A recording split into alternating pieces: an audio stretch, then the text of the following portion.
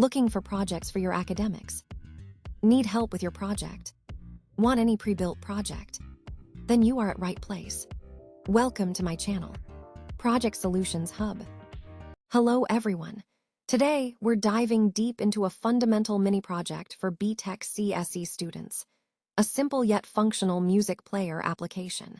We'll explore how it's built using HTML, CSS, and JavaScript, and then we'll see it in action. Let's get started. This project aims to create a basic web-based music player. Our primary goal is to allow users to play, pause, and navigate through a predefined playlist of songs. The interface is designed to be intuitive and responsive.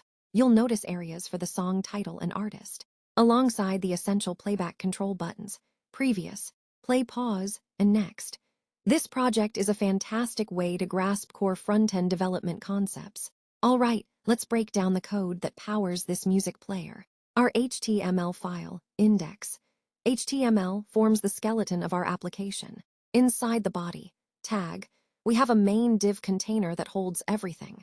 The crucial element for playing audio is the audio tag, with the ID audio player. We've set its hidden attribute because we're going to control it entirely with JavaScript, giving us full control over the user interface. We also have H2 and P tags, with IDs, song title, and artist name respectively, which will dynamically display the current song's information. Finally, we have our control buttons. Each button has a unique ID and uses SVG icons for a crisp, scalable visual representation.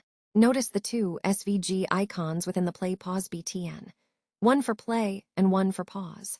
We'll toggle their visibility using JavaScript. For styling, we've leveraged Tailwind CSS, a utility-first CSS framework. This allows us to rapidly build a responsive and visually appealing interface without writing custom CSS classes for every element. For instance, classes like BG-Gray800, P8, Rounded XL, and Shadow LG give our main container its dark background, padding, rounded corners, and shadow.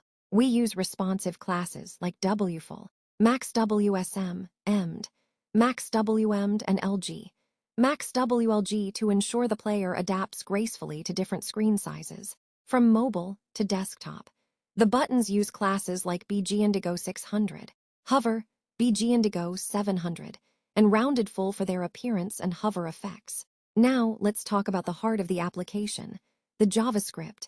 First, we define our playlist as a songs array. Each element in this array is an object containing the title, artist, and SRC for each song. We have included 12 different songs for a varied experience. We initialize current song index to 0, pointing to the first song in our array, and is playing to false. Next, we grab references to all our HTML elements using document getElement by id. This allows us to interact with them programmatically. The load song index function is vital. It takes an index, retrieves the corresponding song object from our songs array, and then sets the audio player, SRC, to the song's URL. It also updates the song title and artist name text content on the display.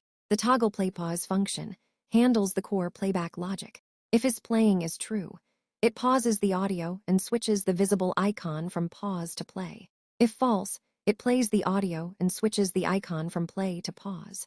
Play next song increments the current song index. We use the modulo operator songs length to ensure that, when we reach the end of the playlist, it wraps around to the first song. It then calls load song, and if the music was playing, automatically starts the new song. Similarly, playprev song decrements the current song index, handling the wraparound to the last song when going back from the first. It also loads and plays the previous song if applicable. Finally, we attach event listeners to our buttons, play, pause, btn, and we also add an ended event listener to the audio player itself. This is crucial because it ensures that once a song finishes playing, play next song is automatically called, advancing to the next track seamlessly. And a DOM content loaded listener ensures our first song is loaded as soon as the page is ready. With the code explained, let's see our music player in action. As I hit the play button, the first song begins, and you can see the play icon neatly transitioning to the pause icon. The song title and artist are correctly displayed. A quick click again, and the music pauses, with the icon reverting back. Now, let's try skipping through the playlist. Each time I press next, song seamlessly changes, and the display updates instantly with a new title and artist. The playback continues without interruption if the song was already playing. Going back is just as smooth. The previous button takes us to the prior track, again updating the display and continuing playback. And here's a neat feature. When a song finishes, it automatically transitions to the next one in the playlist, creating a continuous listening experience. This mini project is an excellent hands-on exercise for B.Tech CSE students. It helps you master essential web development concepts such as interacting with the HTML audio API, manipulating the document object model, DOM, to dynamically change content, handling user interactions through event listeners, implementing fundamental front-end application logic, and efficiently styling your applications with modern CSS frameworks like Tailwind. It's a foundational project that builds confidence and provides a clear pathway to more complex web applications. I hope this detailed walkthrough has been insightful for your learning journey. If you have any questions, feel free to leave them in the comments. Thanks for watching. Keep learning with Project Solutions Hub. And don't forget to like, share, and subscribe.